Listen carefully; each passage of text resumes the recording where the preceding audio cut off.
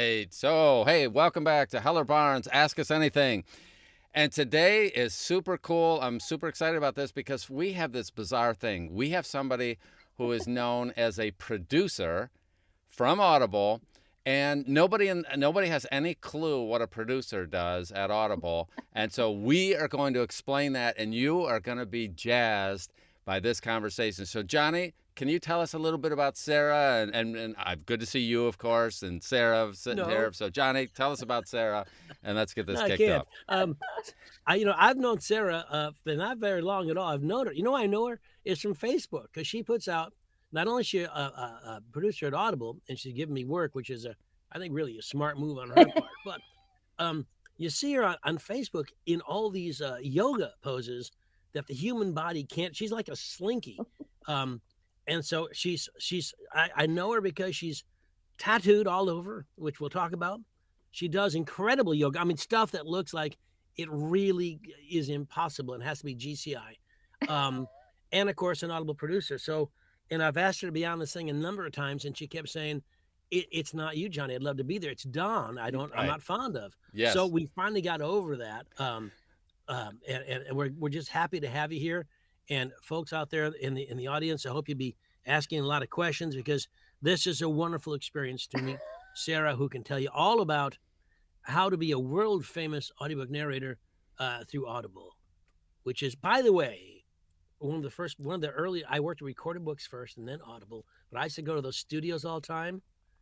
Mike Charzik, Oh yeah, yeah, we were there in all the the time. Wayne offices or in Newark? Newark. Oh, You go okay. by that baseball, that a minute, was it a minor league ball field or something there? Oh Up, yeah, it's not there anymore. it's not there. No, That's how long ago it's been since I've been at Audible. So yeah, you have to come back. it's not there. I don't think so.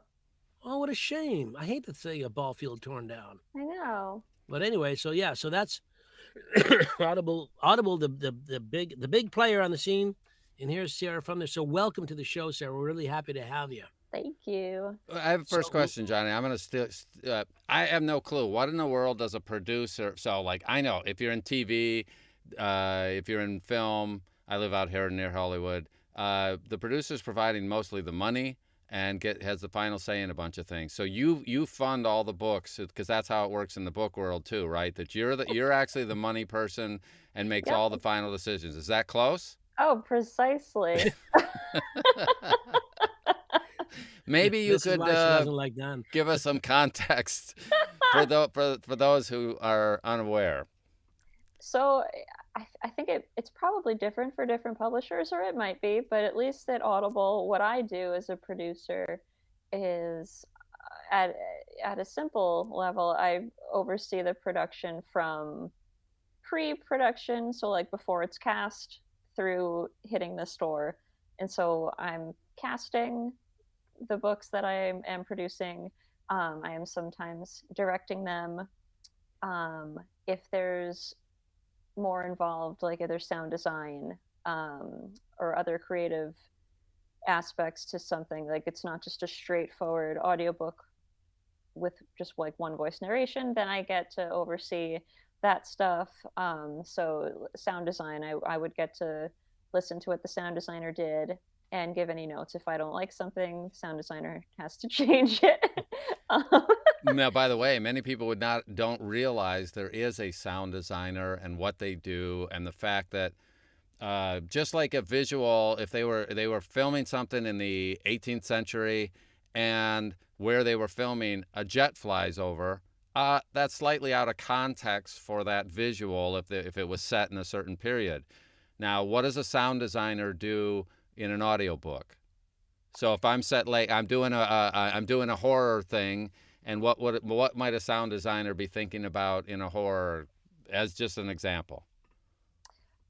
so they're doing pretty much everything that the sound designer would do for a movie or for television, including Foley work. One of the sound designers I work with especially does a lot of Foley work, People don't which all know is, who what Foley is unless they're yes, in the industry. Could you true. explain that, And please? so, yeah, Foley is, instead of taking the sound from a library and saying, like, oh, search for footsteps, they will actually put on shoes and record their footsteps. My sound yeah. designer had, instead of using like keys jangling, he once got in his car with his microphone and recorded the necessary sounds while he was reading the script. He's recorded himself making like a grilled cheese sandwich, so like it's all accurate. Um, Listening to the dialogue so that it's actually timed correctly. Um, and so Yeah.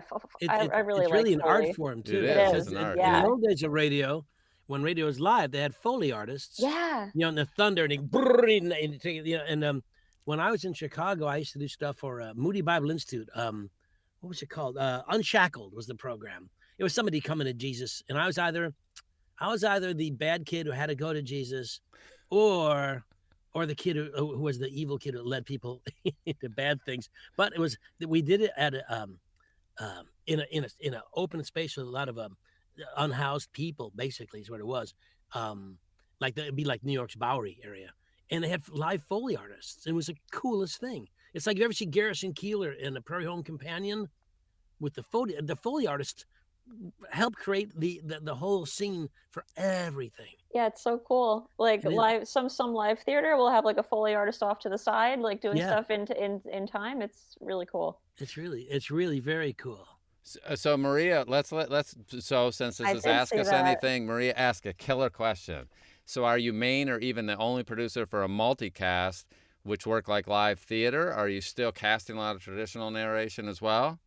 So I am not the only one that does multicasts, and I still do traditional narration. I like to do it all, but the multicasts are definitely my favorite. I could do them all the time if I could.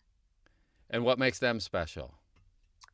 I like working with a group of actors. Well, readers, like right? They're just readers. They're reading, right? Oh yeah, you guys don't act, right? It's just, you're just reading, Yeah. right? That's what, right? That's my understanding, and I know it all. Clearly. No. What do you look for? So when you're casting? Really flat reads. Okay. Yeah. Oh well, that makes sense. Yeah. Why bother with this acting crap? People who clearly need lots of directions, so you have something to do. Yeah. When I'm bored, I like to cast like someone that doesn't know what they're doing. Yeah.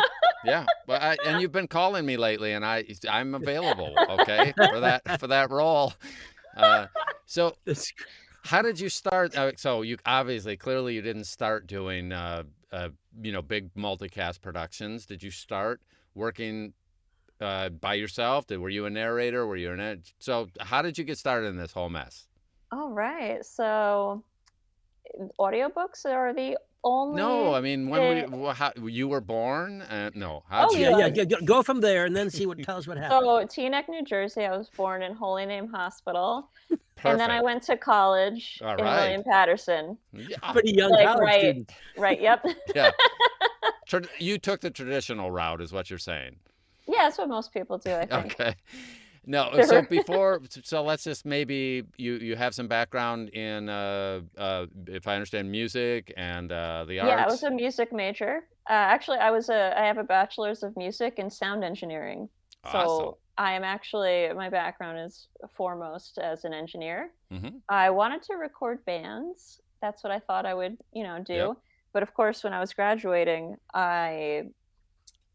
that's really hard to do, especially if you, I could not afford to just intern somewhere and hope to record bands someday. So before I graduated, I started editing audiobooks for Common Mode, which some of you are probably familiar with. Sure. And then as soon as I graduated, I started working full-time for Common Mode.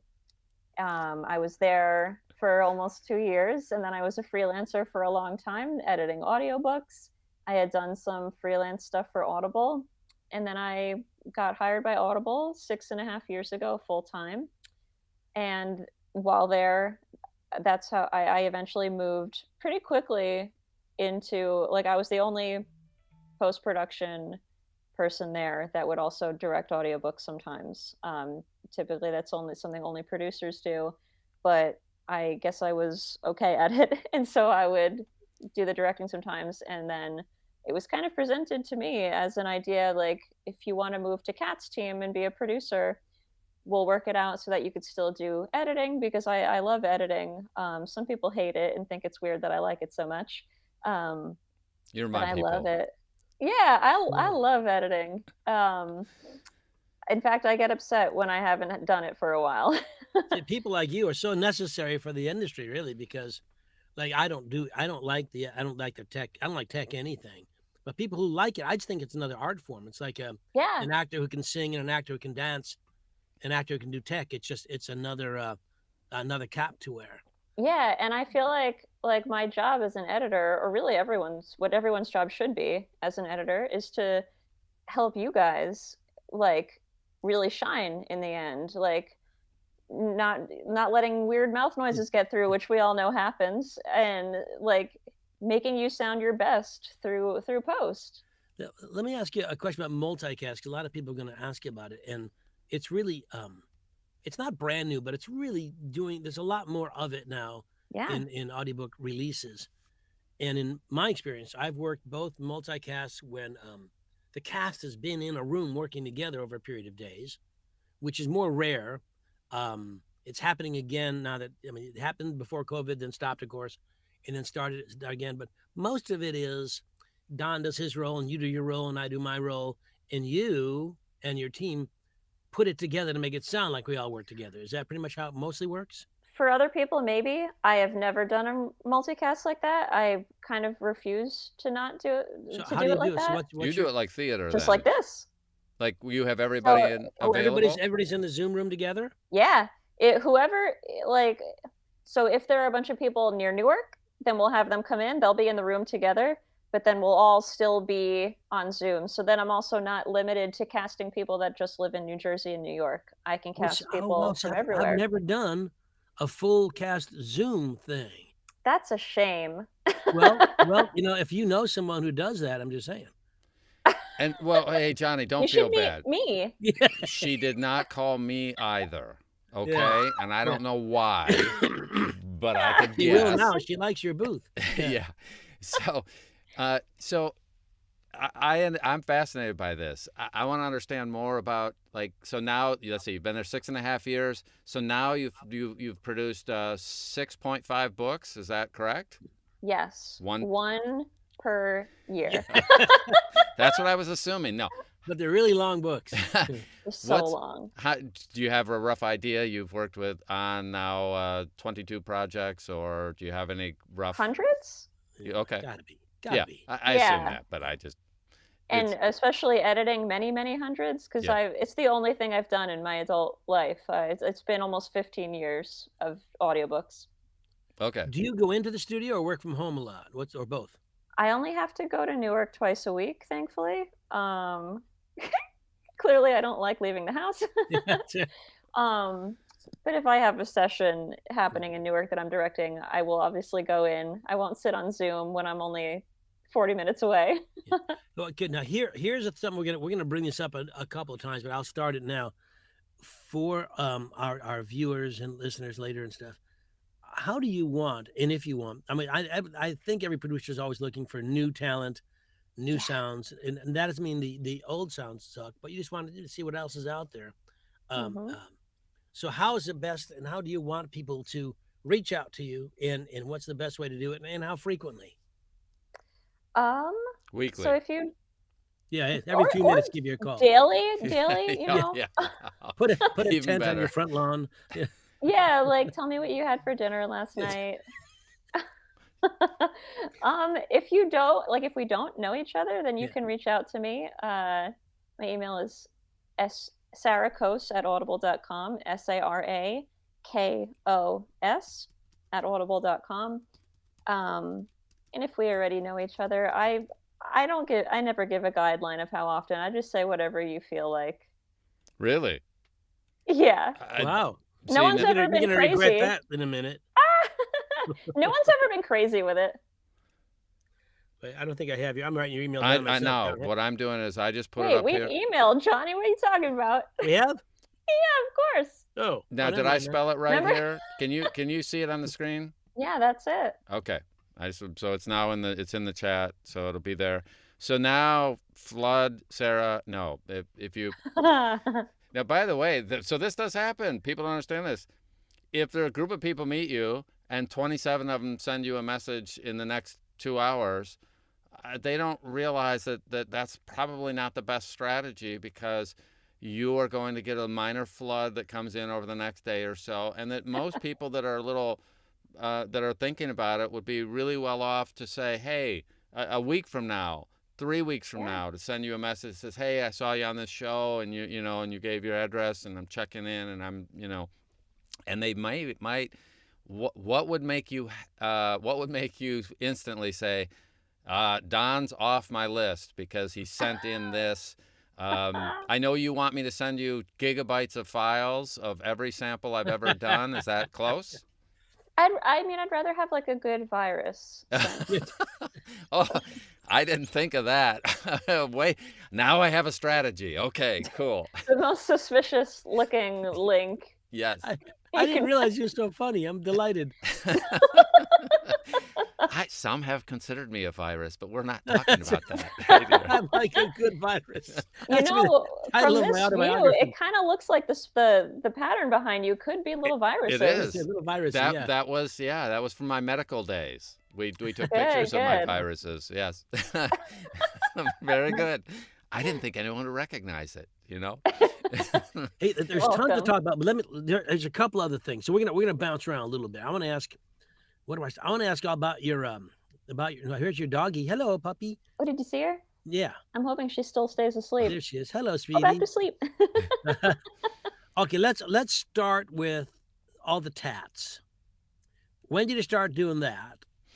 I was 24 when I got my first one. I'm now 36. So you're out of the parents. They didn't need their permission. What set you to get it? I never would have. They're cool. Yeah. What made you want to get? What's your first tat? What made you want to get it? And I'll tell you a tat story. Well, actually, my first one was this one. Oh, it's upside down. It's a giraffe. Yes, it's from a Salvador Dali painting from you know, his flaming giraffe. And I thought it was going to be just, I mean, I love giraffes. I love Dali. And when I got it, it was like, okay, that's good. I'm done. And then, so wait, there's more stuff. No. I have more canvas here. Yeah. It really spiraled. I've never had a tattoo. I'm going to get a tattoo. It's one of my plans. Oh, I'm going to get one tattoo and get a Groucho Marx right there. Oh, that's what I want, because he's my hero. That's a good hero. I've never done it, and I never wanted to get a tattoo. I was always like, ew, tattoos. I was like icky. But then I read I narrated the Ed Hardy book about him, and I found out what an incredible art form it is. And he went to Japan to study for years. I mean, it's art using the human skin as a canvas to tell stories. And I find it now remarkable. And now that I'm completely interested in them, to the point that I cannot take my eyes off. And so I have to ask people about their tats.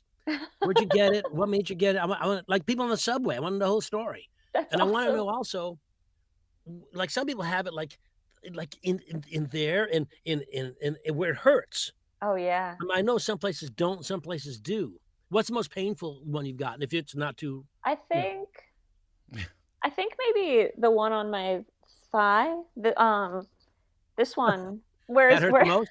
I'm like, where's my thigh? This one. I think part of it might be I have sensitive skin, and I should have done this in at least 2 sessions, but I ended up sitting for the whole thing, and it was incredibly painful. The amount he had to keep going over sections, because it took a long time. And it's hard to say in the middle of it, let's not do this after all. Yeah. Yeah, I can't really sit for more than 2.5 hours for one. Or my skin gets pretty swollen from them. Oh yeah. Yeah, so like you're not selling this, you know. I'm not. That's just because I'm very sensitive. Yeah, Johnny, you're not most sensitive. people right that there, would not happen hurt, to. right? This won't hurt much, right? That's a good spot, actually. Yeah. So I'm gonna do that because it also makes you readily identifiable if you become a criminal, though. I mean, it limits your career choices. Yeah. I think. Yeah. What did Especially she look if you want to do something salacious. She looked like a coloring book. I don't know what happened. It would take a lot of cover up to cover That's- everything. and the other part of the story, your yoga. How long have you been doing that? And you teach it too, right? I do. I Can you just tell us that taught this story? 'Cause morning. I'm serious. I find your Facebook posts of your poses simple. I know I tease you on them, but it's amazing. I'm absolutely amazed. Oh, thank I you. can touch my toes, but it's much easier for me to touch somebody else's. Just this, but you bend in ways that I did not think the body could. Practice. So how did that start, and how long have you been at it? And So I've been doing it since I was 25. Really? So like 11 years. 11 years now, maybe. You were always limber? Were you always able to bend around like that, or is that new? Not really. Like I was never an athlete. Like I can remember like what is it, the presidential fitness test in like gym class, like when you had to like do the sit reach. I was like okay at that. I would be much better at it now. It really just comes with practice, I think, because I was never particularly like limber. I was a little bit flexible, but is it a daily routine for you now? Kinda. I don't do it like a full practice every single day, but I'm doing something every day. How often do you teach? I teach 3 times a week. Once at a studio in Hohokus, which I did this morning. Thursday nights at a studio in Emerson. And on Friday mornings, I teach a private class in Spring Valley, New York. I have a question. So I go to someone's house for that. Yeah. Oh, cool. Do you think it's a total waste of time for narrators to do something fitness-wise like that? I mean, why in the world do you go ahead and do all this? Why aren't you just sitting working an audiobook? Don's leading question technique. Your Honor, he's leading the witness. You should all do yoga. Okay, good. Yeah. Or something. Definitely something. But so does it actually benefit your work life by having this kind of, we'll call it balance? I think yoga has a little balance in it. Yeah. All puns included and aside. Yeah. Because yoga is also just so much more, like when you really get into it, not to sound cult-like, because it's not, but it's so much more than the poses. Like there are other practices that you can eventually learn about, where like basically yoga is like the like a science of just how to be a happier person. Okay. Like at the simplest level.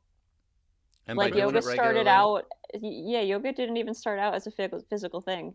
Like there are 8 limbs of yoga, and the poses are the 4th one. They're not even the first limb. Wow, am I ignorant? I mean, serious. I find it interesting because they dwell a lot on breathing and proper breathing technique and being in touch with your breathing, which I think is super important for the acting. Yeah. To create the Shakespearean breath groups and things that you need to totally, carry on for that sentence structure. Yeah. To be able to get through a phrase of a sentence without making it confusing with all the pauses you have to take. Well, Joanna's got me started with yoga on some Apple Fitness thing or something. There's also on Prime there's a bunch of, and it's fine to do. It's hard for me because there's no real room in my apartment and my dog jumps on me. But other than that. So when you have people that come in and they and you're scheduling a day, are you scheduling breaks in based on your knowledge of how people work and that they work better with some physical stuff, or are you just monitoring what's going on and saying, "Woo, Heller needs a break," because clearly he's not all there right now after X amount of time? How does that fit into what you're doing? Like if I'm like in session with people. Yeah. I've had it come up. Like something that I think helped. I was in session with a narrator that was having some unusual tech issues, and she was really nervous about it, and I think kind of freaking out about it. Maddie, don't. My puppy is slightly biting an electrical. Yes. Yes. Just like slightly biting an electrical outlet. Okay, Oh. she stopped. Okay. You can run over to fix it. If your dog blows up, it's okay to say, "Hey, I'm sorry, I need to check on something." Also a narrator problem in a lot of studios as we Yes. bite the electrical sockets. Oh my gosh. I mean, it's fun. Well, a lot of us Um, have our animals though in the booth while we're working. Although that's a little excessive. Hey, Yeah. let me call my dog in. She- Hey, Harper, want to visit me? And I have mine in with me too. Vinny's sitting next to me, but I'm not having mine Well, do any of that stuff. So yeah, he's so, 80 pounds. Go ahead. So she was like started, I think, to kind of freak out a little bit, and so I just like was like, hey, like let's just stop for a second, and we just kind of took a moment to breathe, like just like pause, take a big breath, let it go, and then like it's okay, we'll figure it out. And then like I got an email afterwards, just a really nice email about how it was really helpful, and I think like basically that's yoga. Cool. So I'm gonna go back because I don't think I got my answer. If I do send something in to you, what's the best thing to put my good face forward, and what would be a negative for you? Any insights as to if you don't know me and I'm contacting you, what? First off, should I just contact you because I think I'm good? Yeah, you could do that. Share a link to your website with me, and if you want to share like something interesting about you, something you think might make you stick out in my mind, or something that might even help me cast you on something. Like if you like, I really like skydiving, and maybe I'll get a book about a skydiver, and I'm gonna pick you now. Like, I missed that boat. I'm sorry. oh yeah, me too. Or that plane. You won't catch me doing that. I don't know why I picked that even. Okay, but what you're saying You won't even catch me in a roller coaster. Yeah. Me either. You're saying there's two things. I need to send you something that represents my work well, and I probably need to find something so that you have some chance of remembering me, because you get 5 submissions a week of people trying to get your attention, or what's an average? I mean, how many people contact you? It really depends. I wouldn't say I guess, there might be a week where no one reaches out to me. It's not a constant thing, but I'm amazed it is at a that. lot. I was expecting you to have 400 people a week sending your stuff. No, maybe it's because my email is not completely public facing. Okay. Well, it's gonna be now. We're gonna solve that. Don, I don't have the ability to see our question. I see a lot of comments or anything, questions, because as I mentioned every week, we keep saying this is Ask Us Anything, but then we forget to answer anybody. we chat so much. Oh, I totally see a ignore it. question. Here's Are the there other any puppy. 2 genres puppies and a you cat. don't? Oh no, they're all dogs. That's a dog back there behind you. I asked that Yep. same question. They just act Oh, like it is a cats. dog. Oh, yeah. They're just a little cat-like. Yeah. I'm very allergic. Not very. I'm allergic to cats. Yeah, to cats. Yeah. I'm a dog. We have 2 dogs. I'm a dog guy. So someone wants Me to know too. what genres. So what for you? If I'm into dog training, you're probably not producing. Are you producing books on dog training? And what do you have a specialty area that you really like, and that it would make sense to contact you? I prefer to work on fiction. I love YA stories. I love queer stories. I love comedy. Not really anything. There isn't really a genre I don't work on, except maybe like maybe like really religious titles. I there was a time when I was just like randomly assigned. I think it was like some kind of, I think, a Christian book, but like a very strong religious book, and I felt like I just wasn't the right person to represent that. It wouldn't feel authentic for me to be the one producing it, so I asked if someone else could, and someone else did. Cool.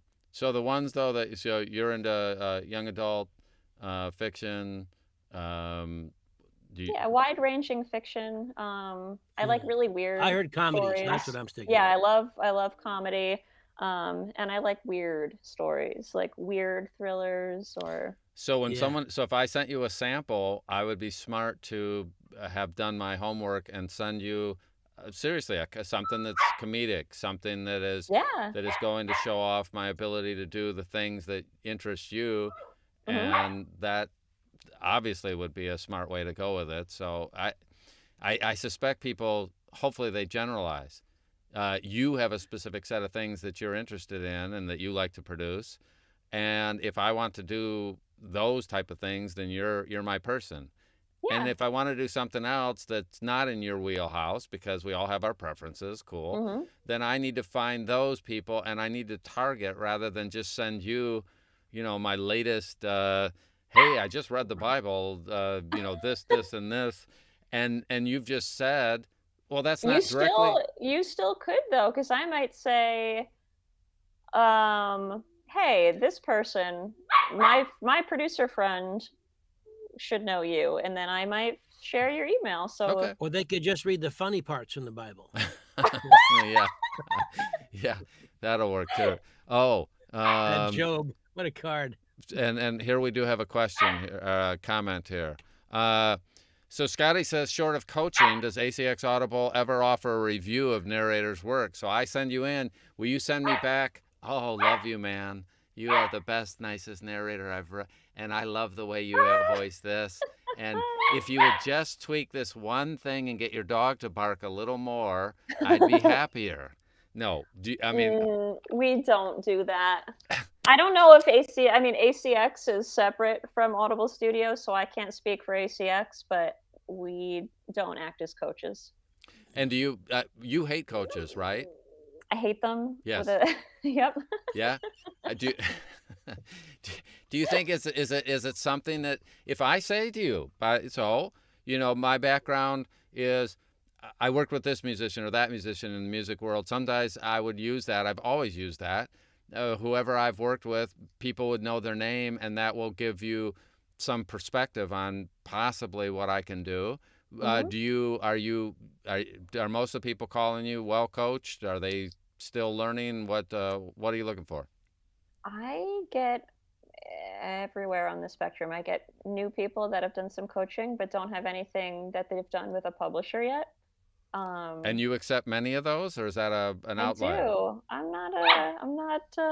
don't discriminate. Yeah. That's great.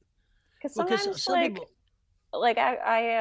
we do university things sometimes, like university workshops, like at Yale, Juilliard, Rutgers, and obviously all of those kids have never done audiobooks before, but we audition them if they take the workshop. Mhm. Most of them are, not ready to be a narrator. But I one time did find a kid that ended up being perfect to narrate like this South African story. And so you never know. Like if I wrote him off just because he had no experience yet, he ended up being like perfect for the story. yeah. It's always like the idea, whatever your first gig is, it's your first gig. I mean, if you've Yeah. never been on Broadway and you get hired to be on Broadway, now you're a Broadway actor. Yeah. It Yeah. doesn't Like, make any, I mean, that's you have to, your you first can't step just is your suddenly first have step. experience without getting it. Yeah, it's a horrible catch-22 that people don't really understand. Yep. But I do think, and tell me if you agree with this, that for the newer narrators, I mean, every narrator, brand new or experienced, wants to work. That's the whole point, because it's not, we want the next book, But I think it's important that everybody takes some coaching, takes some lessons, gets some experience to what it's about, so you're not walking in blind. Because Yeah. I know, for example, if you want to know more about business, there's my friend Tom Deere, my friend Jeffrey Kafer, they'll help you with the business end of it. Other coaches like me help you with the performance end of it. Don helps you with the tech end of it. And I think the more you know, the better prepared you are to make a better first, or if you get a chance, second impression even. Yeah, I think all of that's really important.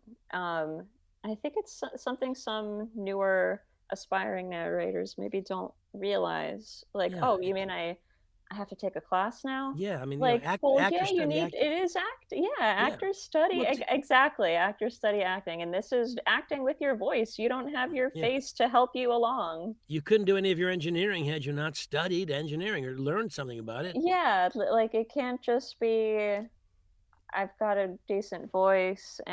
and yeah, some people think they can just kind of jump into it without putting the work in, and what you guys do is hard. They We, see, this is why you're a wonderful human being. That's why, because I you yeah, say couldn't the do things it. I want you to say. but here's the thing. You have a music background. You went to music school. You found out that, crap, I don't just get to perform. I actually have to sit around in a practice room and work on things that most people have no clue about and don't need to know. Yeah. In Yep. order to be a good musician, you spend thousands, but hundreds of hours on little things. No Yeah. one ever knows that. And then when you play, they go, wow, I wanted to be a drummer too. And you're like, cool, you could Yeah. be, as long as you're willing to put in the work. And it's the same with Yeah. an actor. And I assume because you have that background of woodshedding something and learning and refining over and over and over again for years, then you recognize other people that are doing the same thing in this business. Is that close? Yeah, I would say that's definitely it, right. And so Victoria asked a pretty cool question here. How does Audible Studios choose the stories they produce? Do you get a say in Great. that? It's a great question. Yeah. Yeah. One I wish I knew the answer to. It's funny you ask that because so we have like new hire orientations, and someone from the studios like me will go and give like a 15-20 minute presentation about what we do in studios, and I talk about how to produce an audiobook. And a lot of the times, almost every new hire session that I do, someone will ask um, that same question, and I always say, I don't know. If you find out, tell me. So does someone That's a else different actually come into? department. It's That's a a different department like that does the acquisitions. okay. But So somebody most else. big publishers have acquisition departments. They have, I mean, whether it's Audible or Macmillan, or there's an acquisition department that works, Exactly. frankly, independently from the casting people. Yeah, I And get it. It comes to me after they've already done all the deal here are the making. rights. Here are the rights we bought. These 30 books are yours, Sarah. These 40 are yours, Bob. And Exactly. yeah. It's all nailed out by the time we see it. Yeah. Sometimes they've chosen an on sale and date the before I even see it. The battle to get the rights is a whole. That's a book right there. I mean, all these, because all the companies, every company, so there's so many books out there, but the ones that make money, you know, the really big money makers, there's a battle for those rights. I mean, Yeah. you know, if Michelle Obama puts out a book, it's going to sell. Yep. So there'll be a battle to get the rights. If Don puts out a book, you know, we'll just say no. You don't even have to sugarcoat it, okay? And side note, Melissa, you ask a question. How many hours? I'm sorry. Please rephrase the question. Yes, please. 24. I understand what that means, sort of, but I'm missing the context, and it's me. Okay, it ain't you, it's me. Well, I think so. As when the comment comes in, it's related to one that's already went by. Yes. Yeah. And so yeah, if you could expand on that, thank you. And other questions that others have. But when you're looking, so let's talk about the elephant that's in the room here. I should probably quit this week because AI is coming in, right? Oh. Yeah. No. So at least let's from what you can see, we are going to hold you to this, but what do we have to? If I'm a narrator, I can just sit back because AI can do the work, and I'm just going. Where? What do you think about that? I don't like the whole AI thing, just like you guys don't. Yeah, it stinks. Okay, it is it going to eliminate Heller's job? I don't think so. Yeah, but I don't like him, so why not? Well, maybe just him. Oh, okay. Yeah. Okay. You know, you can target it to do what you want. Yeah. It might be just him. Okay, so in the foreseeable future, based on what you know and what you hear around Audible, you don't see it taking over in the next? I know at Audible, like we are a people first company. So we, like, Audible does care, not just me, but I know Audible does care about human voices, and human voices first. And I don't see it, at least in the near future, taking over the kind of stuff that we care about, the kind of stories we like to tell. Um, Why? Isn't it so 'Cause great? it's not. Okay. And I think they don't get great reviews. I think customers aren't seeking that kind of voice out. Um, I think its place right now is for the kind of things that will never have a budget, like a medical textbook, if it Yeah. needs to be on audio, like something as dry as an AI voice already is. Yeah, it can't act, and Yeah. I've always felt that AI as a threat to actors in general, it certainly can't be a threat to stage or film actors. No. Can it be a threat to audiobook and e-learning in voiceover actors? Yes, I think especially people who suck. Yeah. You know, I mean, if you're not good, and if AI is just as good as you, then yeah, your job may be at risk, which is another reason why people need to get their up their performance, up their game, so that they can't be replaced by Yeah. a machine voice. And what happens at the award ceremony? You know, you give out the, you know, the best audio to somebody's MacBook Pro. Yeah, best That's gonna be not fiction. fun. You guys all got beat by the AI voice. Like, what? I think it'd be Come hilarious. on. It's already Nominees, happened for me. Scott Brick, Deon Graham, and the winner is Don Baarns MacBook Pro. Yeah.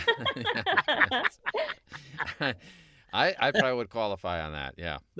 So, Oh, what happened to you, Sarah? What did happen? Oh, cool. This is a great question. Put up your sun glare. What happened? Such a good question. What if I turn this oh, way? there you are. How weird. Oh, that was really weird. I swear the lighting didn't change. It's so most of the software for the cameras have an autofocus. No barking dogs with AI. Lisa. Well, Yeah. That's yeah, and obviously Sarah's not recording at her house. Nope. When you bring people in, here's an example. When sometimes most people have home studios, but a lot of times the actor has an option to go to Newark to work, where there are, what is there, like, what do you guys have, 8 studios, 12 studios now? I think 8. Yeah. 1, 2, 3, 4, 5, 6, 7. 7? But they wouldn't work with, they'd work with a engineer / director, not necessarily with you. Like if you brought me in, would you be there, or is somebody else just running the controls? Depending on the book. If I'm gonna direct it, I'll be there, but if not, it would just be you and an engineer. So, and it's is it, just for everybody to listen, because I do this, but it's like a 10 to 4 day, yes? Yes, 10 to 4 is typically what we book for. Yeah. And then you get free lunch too. Well, yeah, it is free. When I in my day, you guys gave free lunches. It was only Monday or Tuesday. I forgot. It was one day. So everybody who could book a day only booked the day that you got free lunch. Oh, it's every day now. I know, but when you started, you didn't have enough lunch. So Oh, I didn't know those days. yeah, I did. You had to walk around Newark looking for a burger. Oh man. Yeah, but I think it was Monday or Tuesday. There was a nice lunch, but the rest of the days you were on your own. Oh, So every day you get a lunch now, and there's so many snacks. Let's do it. Let's do a book. I'm coming to Newark. Let's do it. All the coffee and drinks you could want. So Oh, yeah. Lisa's asking a question. What's the most fun project that you've worked on other than being with Johnny and me? I think is what she meant, is she missed that part of it. Clearly. Make sure you mention that part next time, Lisa. Something that just came out recently, I had a lot of fun working on. Some of you have probably seen me post about it, called Maybe This Time.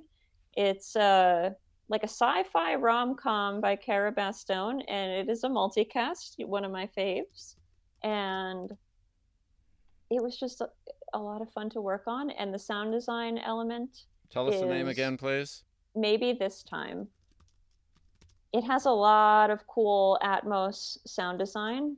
because it has like wormholes, there's a time travel element, solar flares, and so there's a lot of cool stuff my sound designer Who's got the to author? experiment with. Sara Bastone. I got it. All right, I'm gonna put a link up. And so a black. So talk about sound design in a black hole.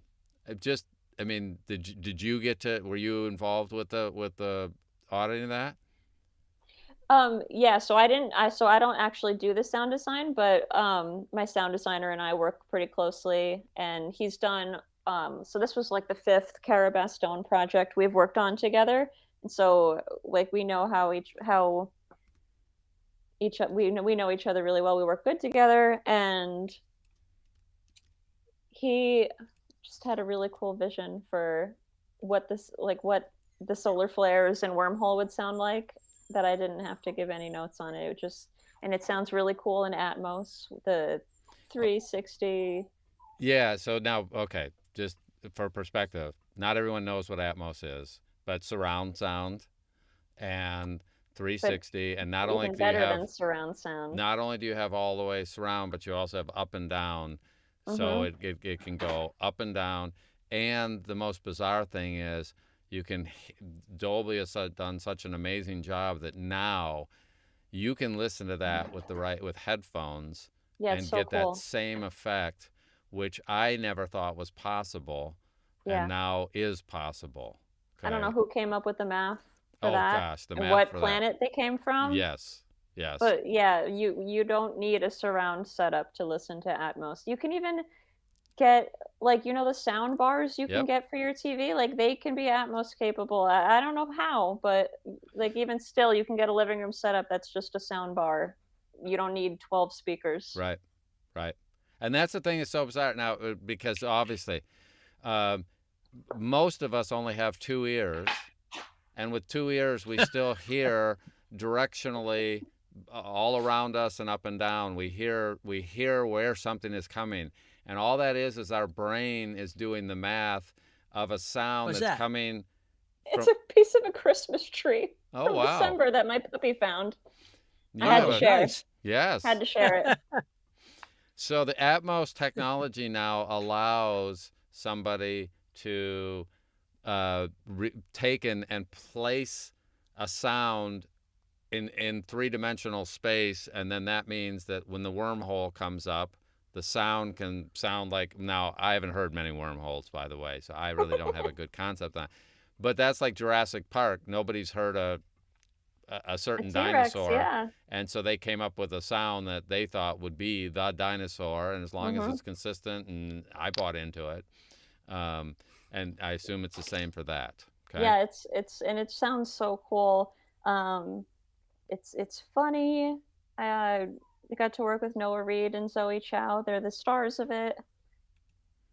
Yeah, it's Yeah, really you good. Check gotta it out. You lost me at soundbar. Yeah, I don't know what you're talking about. yeah. Well, just know this: people can listen to surround sound productions on headphones, soundbar. It's as long as the system can do the math and decode it, And any all our more than you can phones do listen to it. stereo out of two What? What's a speakers. soundbar? So soundbar is just like a long speaker that you can hook your TV up to. Because like And why do flat I do that? screens, well, flat screens in general, the way the The sound sound is is made, aside. or a lot of times it's behind actually. Yeah, And yeah. flat screen TVs kind of suck at making dialogue audible. Yeah. If you've noticed, it's gotten harder It's recently to awful. hear. Yeah, it's terrible. So a sound bar would I put fix on that. subtitles.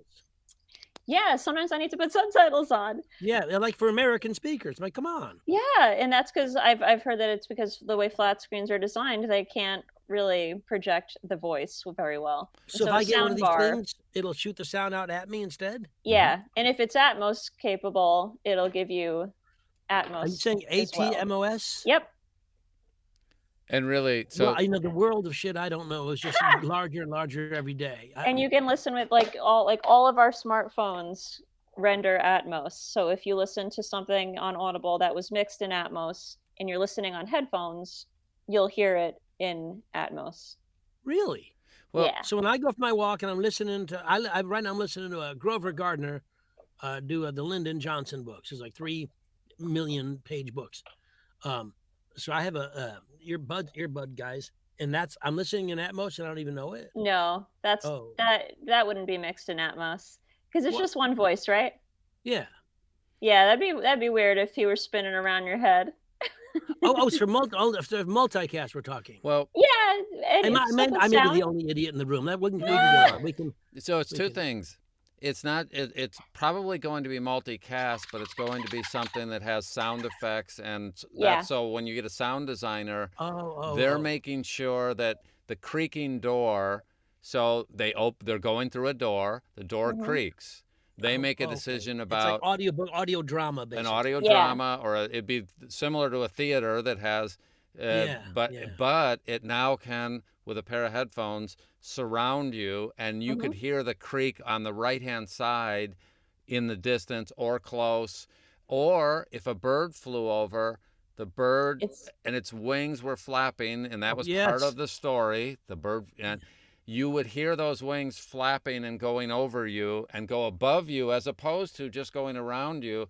Yeah, it's not just left to right anymore. It's literally left to right above you. Above you. Now that's clear. That's very exciting. Yeah. And like, around and you. maybe this time there's a scene where the two main characters are on a roller coaster.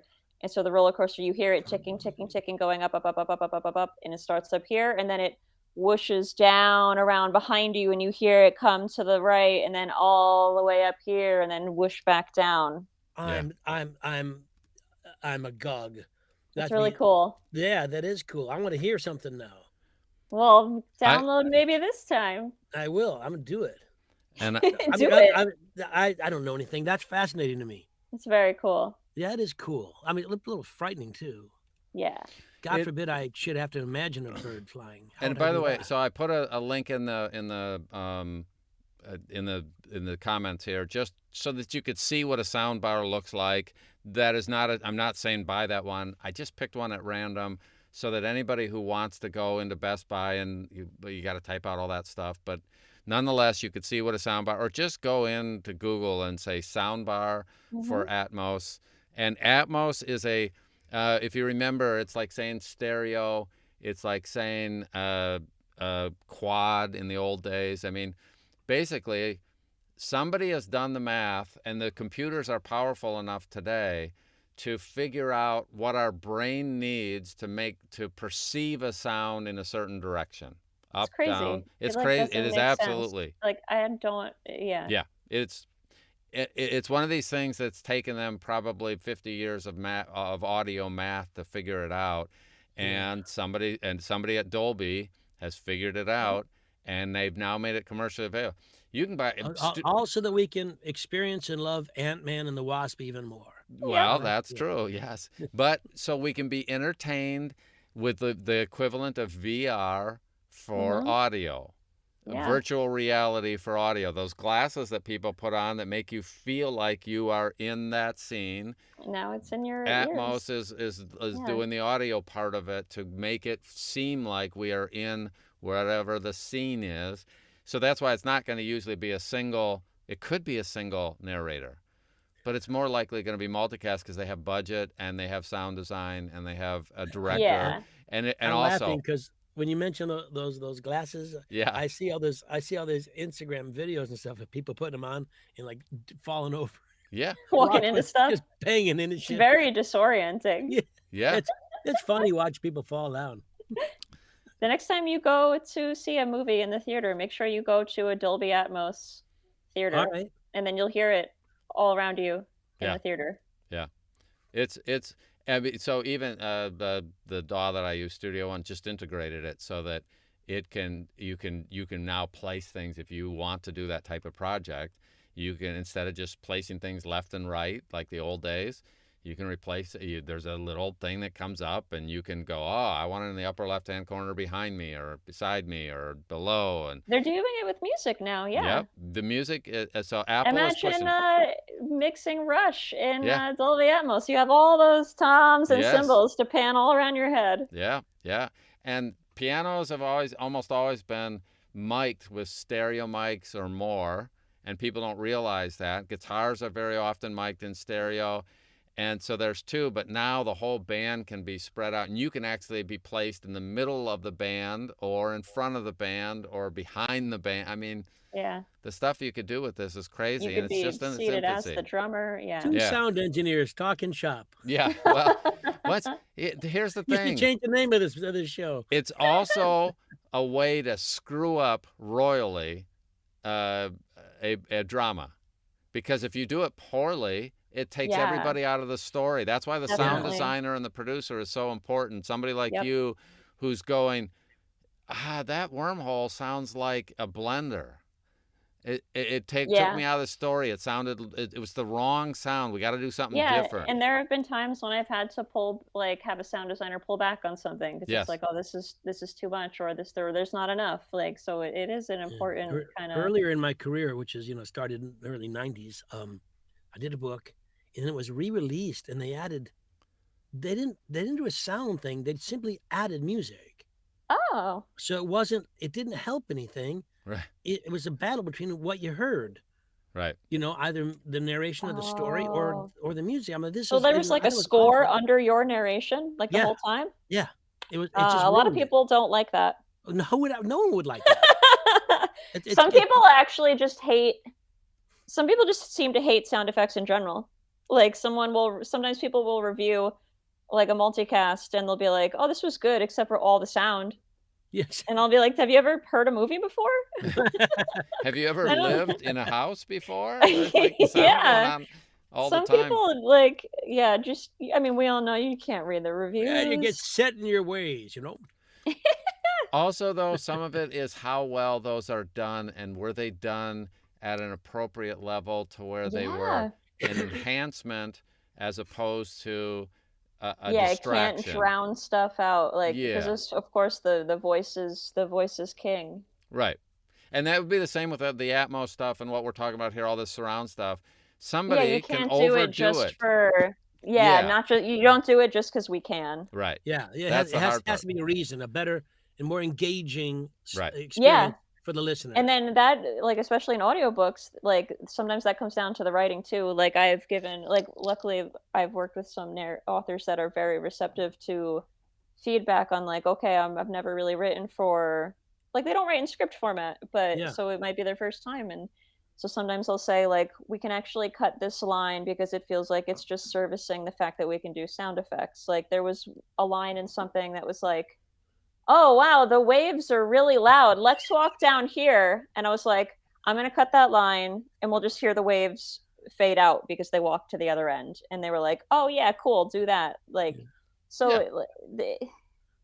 in book form, you have to have that context. And now when you have the ability to actually have the sound effect, you don't need an explanation of what the sound effect is. Exactly. Right? You should have entrance music for every character.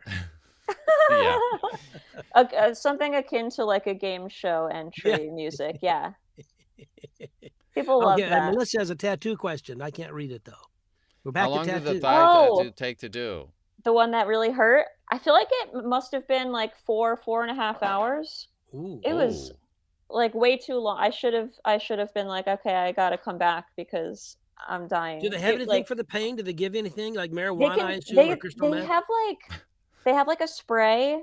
What is it called? Bactine or something? Some kind of spray that can sort of start to numb the skin a little bit. That it doesn't really help all that much. Right. That's just the whole idea.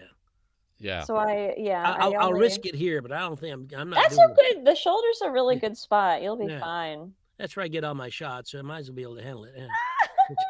Yeah. I actually hate getting needles and shots. I think a tattoo is better than a shot. It's just because the tattoo I mean, people always think sometimes I get laughed at a little bit when I'm like, "Oh, can I lay down to get my blood taken?"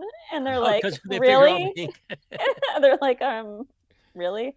And I'm like, "Well, a needle is really going into your fucking body, and a tattoo is those needles are surface. They're superficial. They are not plunging into you." Yeah, I get my blood tested a lot, so you got to go, and I'm used to it, but I don't like to look at it. Oh God, I don't look at it. Yeah, I find it a little nauseating. And I always lay down now because 2 years ago, I was getting blood drawn at a doctor. I didn't know they were going to do it that day, and it was like 4 in the afternoon. I was a little bit dehydrated, and the nurse made the mistake of saying, "Oh, the vein rolled," and so when she tried again, I fainted, like Ah, totally passed out. Where when I came to, I thought I had gone blind because I could feel my eyes opened, but was seeing black. It was oh scary. my. So now I always lay down. I'm curious to see if anybody sends you a letter to get narration work and uses that as their entree step. So you're a fainter and get nauseous, huh? Let me tell you a story about me puking. Or you know what? I used to be a phlebotomist, and now I'm an audiobook narrator. And I was looking up phlebotomy. And I Well, just this put has up. been, we just did an hour here. This has been so pleasant. This was a lot of fun. I know. We're gonna make it next. We're gonna have you back and make it a cocktail. Yeah, can we do it again? Yeah. Do you like cocktails? I don't drink anymore, Oh, but you guys can do it. all right. Okay then. A lot of pressure, but all right. Well, I But this think has been marvelous.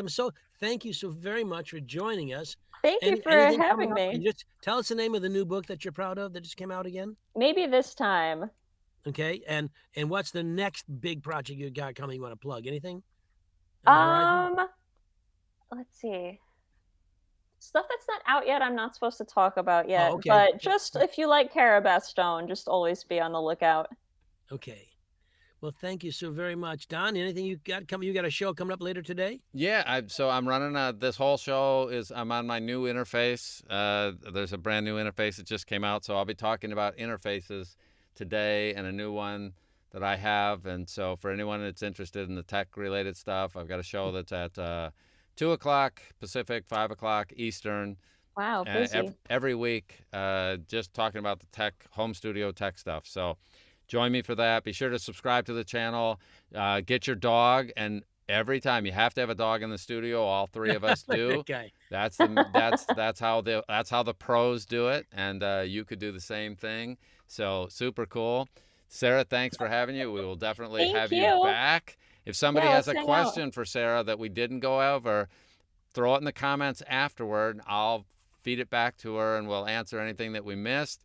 But of course, we're back next week. I don't remember who we have, but we'll announce it. So we're here every single week. It is 1 p.m. Eastern, 10 a.m. Pacific, and all the times in between that make sense for you. Thank you for showing up. As always, we'll see you on the wire. Have a great day. Bye-bye all. Bye-bye. Thank you.